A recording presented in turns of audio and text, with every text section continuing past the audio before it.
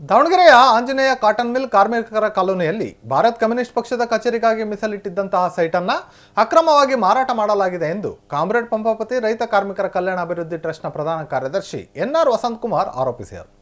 ಸುದ್ದಿಗೋಷ್ಠಿಯಲ್ಲಿ ಮಾತನಾಡಿದ ಅವರು, ಕಚೇರಿಯ ಹೆಸರಿನಲ್ಲಿದ್ದಂತಹ ಸೈಟ್ ಅನ್ನು ಭಾರತ್ ಕಮ್ಯುನಿಸ್ಟ್ ಪಕ್ಷದ ಜಿಲ್ಲಾ ಮಂಡಳಿಯ ಪ್ರಧಾನ ಕಾರ್ಯದರ್ಶಿ ಪಿಬಿ ಚಂದ್ರು ಹಾಗೂ ಎಚ್ಜಿ ಉಮೇಶ್ ಯಲ್ಲಪ್ಪ ಅವರು ಅಕ್ರಮವಾಗಿ ಮಾರಾಟ ಮಾಡಿದ್ದಾರೆಂದು ಆಕ್ರೋಶ ವ್ಯಕ್ತಪಡಿಸಿದರು. ಆಂಜನೇಯ ಕಾಟನ್ ಮಿಲ್ ಕಾರ್ಮಿಕರ ಕಾಲೋನಿಯಲ್ಲಿರುವಂತಹ ಈ ಸೈಟ್ ಭಾರತೀಯ ಕಮ್ಯುನಿಸ್ಟ್ ಪಕ್ಷದ ತಾಲೂಕು ಮಟ್ಟದ ಸಮಿತಿಯ ಹೆಸರಿನಲ್ಲಿ ದಾಖಲಾಗಿತ್ತು. ಆದರೆ ಮಹಾನಗರ ಪಾಲಿಕೆ ಅಧಿಕಾರಿಗಳು ಈ ವ್ಯವಹಾರದಲ್ಲಿ ಶಾಮೀಲಾಗಿ ಸೈಟನ್ನು ಜಿಲ್ಲಾ ಮಂಡಳಿಯ ಹೆಸರಿಗೆ ವರ್ಗಾಯಿಸಿದ್ದಾರೆ. ಈ ಕೃತ್ಯದಲ್ಲಿ ಪಾಲಿಕೆ ಅಧಿಕಾರಿಗಳ ಪಾತ್ರವೂ ಇದೆ ಎಂದು ಆರೋಪಿಸಿದರು.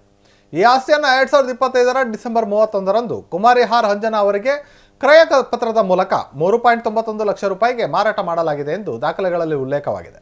ಈ ವ್ಯವಹಾರಕ್ಕೆ ಸಾಕ್ಷಿದಾರರಾಗಿ ಎಚ್ಜಿ ಉಮೇಶ್ ಹಾಗೂ ಯಲ್ಲಪ್ಪ ಸಹಿ ಹಾಕಿದ್ದಾರೆ ಎಂದರು. ಸುದ್ದಿಗೋಷ್ಠಿಯಲ್ಲಿ ಟಿಎಸ್ ನಾಗರಾಜ್, ಮೊಹಮ್ಮದ್ ಬಾಷಾ, ರಾಮಪ್ಪ, ವೆಂಕಟೇಶ್, ಬಸವರಾಜಪ್ಪ, ವೀರಣ್ಣ, ಶಾರದಮ್ಮ, ತಿಪ್ಪೇಸ್ವಾಮಿ, ವಿಶಾಲಾಕ್ಷಮ್ಮ, ಶಿವಶಂಕರಪ್ಪ ಸೇರಿದಂತೆ ಮತ್ತಿತರರಿದ್ದರು. ಪತ್ರಿಕಾಗೋಷ್ಠಿಯಲ್ಲಿ ಇಷ್ಟು ಜನ ಭಾಗವಹಿಸಿದ್ವಿ. ಇವತ್ತಿನ ಉದ್ದೇಶ ಇಷ್ಟೇ, ಏನು ಆಂಜನೇಯ ಕಾಟನ್ ಮಿಲ್ ಕಾರ್ಮಿಕರಿಗೆ ಹಾಗೂ ಇನ್ನಿತರೆ ಕಾರ್ಮಿಕರಿಗೋಸ್ಕರ 6 ಎಕರೆ ಜಮೀನನ್ನು ತೆಗೆದುಕೊಂಡು ಕಾರ್ಮಿಕರಿಗೋಸ್ಕರ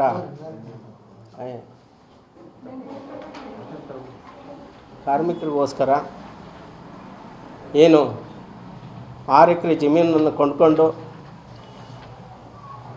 ಏನು ಮುಂಭಾಗದಲ್ಲಿ 2,000 ರೂಪಾಯಿ, ಹಿಂಭಾಗದಲ್ಲಿ 500,000 ರೂಪಾಯಿಗೋಸ್ಕರ 1,000 ರೂಪಾಯಿ ಮಾಡಿ ಕಾರ್ಮಿಕರಿಗೆ ನಿವೇಶನ ಹಂಚಿಕೆ ಮಾಡಿ 6 ಎಕರೆಯಲ್ಲಿ ಎಲ್ಲ ಕಾರ್ಮಿಕರಿಗೆ ದುಡಿಯೋ ವರ್ಗಕ್ಕೆ ಸಿಗಂಗೆ ಮಾಡಿದಂಥ ಆಂಜನೇಯ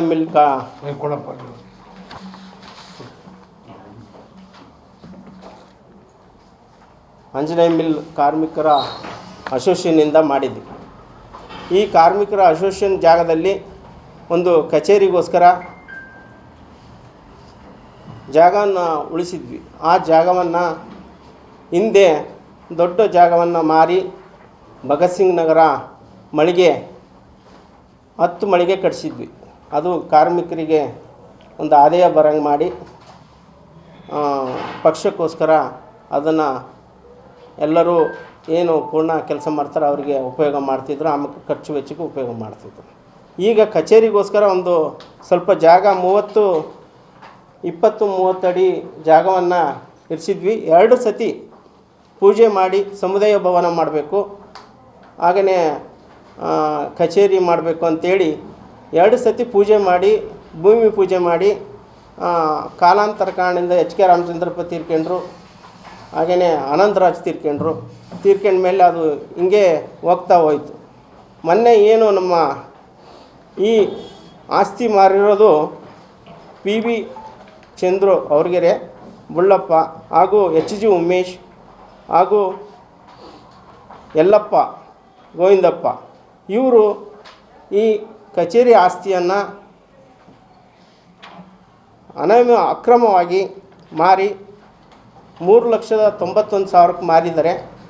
ಇದು ರಿಜಿಸ್ಟ್ರು ದಾಖಲೆ ಪ್ರಕಾರ ಮ್ಯಾಲೆ ಎಷ್ಟು ಮಾರಿದಾರೋ 8 ಲಕ್ಷ ಅಂತಾರೆ. ಪಕ್ಷಕ್ಕೆ ಸದಸ್ಯರು ಕೇಳಿದರೆ ಆಮೇಲೆ 14 ಲಕ್ಷ ಅವ್ರಿಗೆ ಕೊಟ್ಟು ಬೇರೆ ಮಾರಿದ್ದಾರೆ ಅಂತ ಇದು ದಾಖಲೆಯಲ್ಲಿಲ್ಲ. ಒಟ್ಟು ರಿಜಿಸ್ಟ್ರ್ ಪ್ರಕಾರ 3,91,000 ರೂಪಾಯಿ, 3,91,000 ರೂಪಾಯಿ ಮಾರಿದ್ದಾರೆ.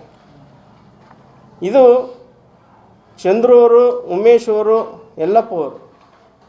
ಇಲ್ಲೇನು ಜಗಳೂರು ತಾಲೂಕು ಸೆಕ್ರೆಟ್ರಿ ಮೊಹಮ್ಮದ್ ಬಾಷಾ ಅವರಿದ್ದಾರೆ, ಹಾಗೂ ಚನ್ನಗಿರಿ ತಾಲೂಕು ರಫೀಕ್ ಅವರಿದ್ದಾರೆ, ಹಾಗೆಯೇ ಹರಿಹರ ತಾಲೂಕಿನ ಸೆಕ್ರೆಟ್ರಿ ನಾಗರಾಜ್ ಅವರಿದ್ದಾರೆ. ಇವರೆಲ್ಲ ಒಂದು ಕಮಿಟಿಯಲ್ಲಿ, ಜಿಲ್ಲಾ ಮಂಡಳಿ ಎಕ್ಸಿಕ್ಯೂಟಿವ್ ಕಮಿಟಿಯಲ್ಲಿ ಇದ್ದರು.